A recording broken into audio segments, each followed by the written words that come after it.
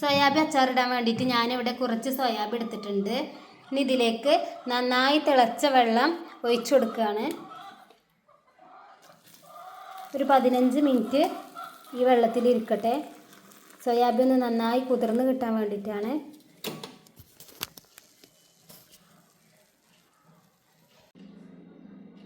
പതിനഞ്ച് മിനിറ്റിന് ശേഷം നമ്മുടെ സോയാബീൻ നല്ല പോലെ സോഫ്റ്റായി കുതിർന്ന് വന്നിട്ടുണ്ട്. ഇനി ഇത് നന്നായി ഒന്ന് കഴുകിയെടുക്കട്ടെ. സോയാബീൻ നന്നായി കഴുകിയെടുത്തിട്ടുണ്ട്. ഇനി ഇതിലെ വെള്ളം നന്നായി ഇങ്ങനെ പിഴിഞ്ഞെടുക്കട്ടെ. പിഴിഞ്ഞെടുത്ത് ഇതുപോലെ ഒരു അരിപ്പയിലേക്ക് മാറ്റുകയാണ്. വെള്ളം ഉണ്ടായാലേ നമ്മൾ അച്ചാറിന് പൂപ്പൽ വരും വിചാരിച്ചിട്ടാണ്. ഇങ്ങനെ മുഴുവനായും പിഴിഞ്ഞെടുക്കട്ടെ.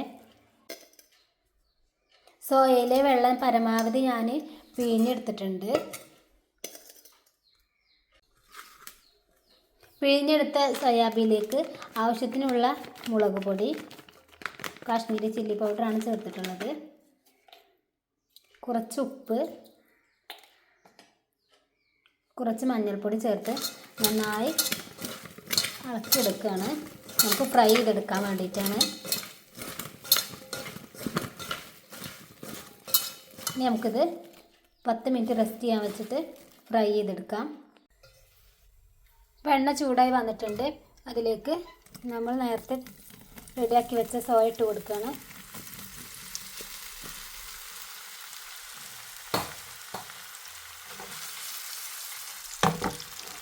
ഫ്രൈ ആയി വരുന്നത് വരെ നമുക്ക് വെയിറ്റ് ചെയ്യാം.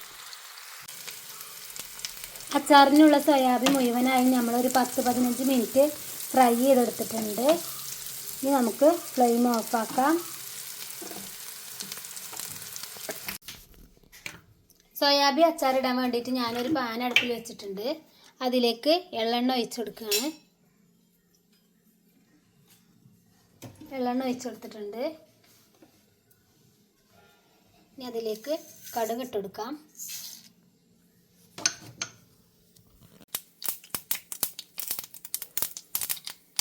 കറിവേപ്പില ഊരിട്ട് കൊടുക്കാം.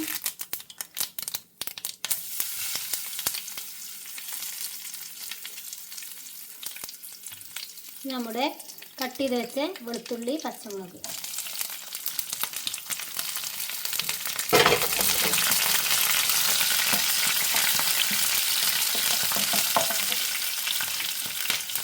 ഇഞ്ചി. ഇഞ്ചിയും വെളുത്തുള്ളി പച്ചമുളകും നന്നായി ഒന്ന് വാടി വരട്ടെ. എന്നിട്ട് നമുക്ക് പൊടികൾ ചേർത്ത് കൊടുക്കണം.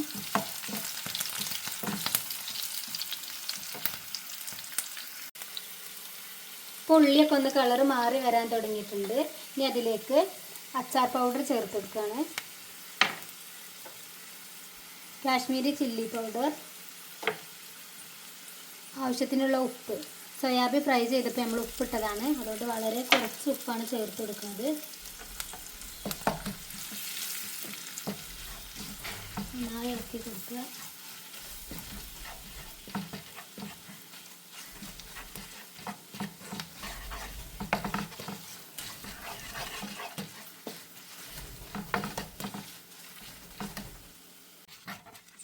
അപ്പോൾ നമ്മൾ ചേർത്ത് കൊടുത്ത പൊടികളൊക്കെ കളർ മാറി വന്നിട്ടുണ്ട്. ഇനി അതിലേക്ക് സോയാബീൻ ചേർത്ത് കൊടുക്കാം. ഫ്രൈ ചെയ്ത് വെച്ച് സോയാബീൻ ചേർത്ത് കൊടുക്കുകയാണ്.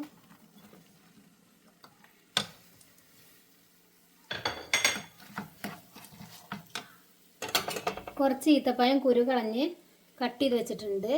ഇതും ചേർത്ത് കൊടുക്കുകയാണ്.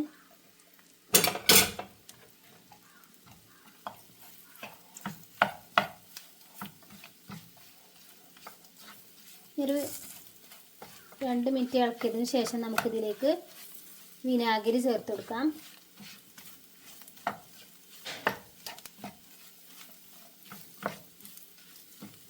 ഇതിലേക്ക് വിനാഗിരി ചേർത്ത് കൊടുക്കാം.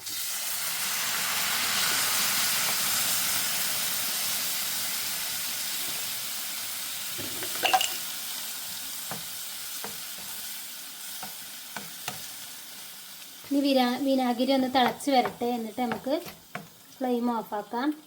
നമ്മളിട്ട അച്ചാർ പൗഡറും മുളക് പൊടി ഉപ്പൊക്കെ നമ്മുടെ സോയാബീനിലും ഈത്തപ്പഴത്തിലൊക്കെ ഒന്ന് പിടിച്ച് വരട്ടെ. എന്നിട്ട് നമുക്ക് ഫ്ലെയിം ഓഫാക്കാം. ഈ ടൈമിൽ നമ്മൾ ഉപ്പുണ്ടോ എന്ന് നോക്കണം.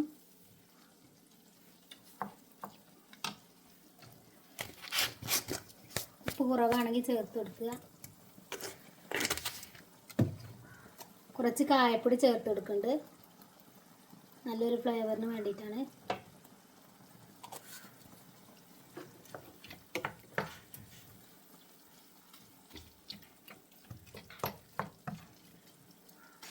അപ്പോൾ നമ്മുടെ സ്വാദിഷ്ടമായ ഈത്തപ്പഴ അച്ചാർ ഇവിടെ റെഡിയായി കിട്ടിയിട്ടുണ്ട്. തിളച്ച് വരാനൊക്കെ തുടങ്ങിയിട്ടുണ്ട്. അപ്പോൾ വീട്ടിൽ സോയാബീനൊക്കെ കൊണ്ടുവരുമ്പോൾ ഇതുപോലെയൊക്കെ അച്ചാറൊക്കെ ഇട്ട് നോക്കുക. നമ്മുടെ വീഡിയോ കാണുന്ന പുതിയ കൂട്ടുകാരാണ് വീഡിയോ സബ്സ്ക്രൈബ് ചെയ്യാനും ലൈക്ക് ചെയ്യാനും ഷെയർ ചെയ്യാനും കമൻറ്റ് ചെയ്യാനൊന്നും മറക്കരുത്. പിന്നെ അടുത്ത വീഡിയോയിൽ കാണാം ഇൻഷാ അല്ലാ. ഇപ്പോൾ നമ്മുടെ സ്വാദിഷ്ടമായ സോയാബീൻ അച്ചാർ ഇവിടെ തിളച്ച് വന്നിട്ടുണ്ട്. ഇനി അതിലേക്ക് ഒരു സ്പൂണ് ശർക്കര ചെറുതായി പൊടിച്ചതാണ് ഇത് ചേർത്ത് കൊടുക്കേണ്ടത്, ഒരു മധുരത്തിന് വേണ്ടിയിട്ട്.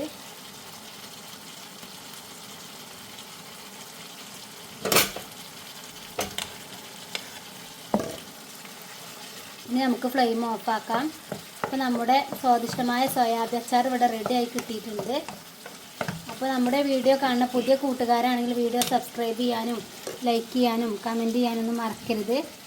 അപ്പോൾ ഇനി അടുത്ത വീഡിയോയിൽ കാണാം ഇൻഷാ അല്ലാ. അടിപൊളി സോയാബീൻ അച്ചാർ ഇവിടെ ടേസ്റ്റോടെ കിട്ടിയിട്ടുണ്ട്. അപ്പോൾ നിങ്ങൾ ഇതുപോലൊക്കെ ട്രൈ ചെയ്ത് നോക്കുക.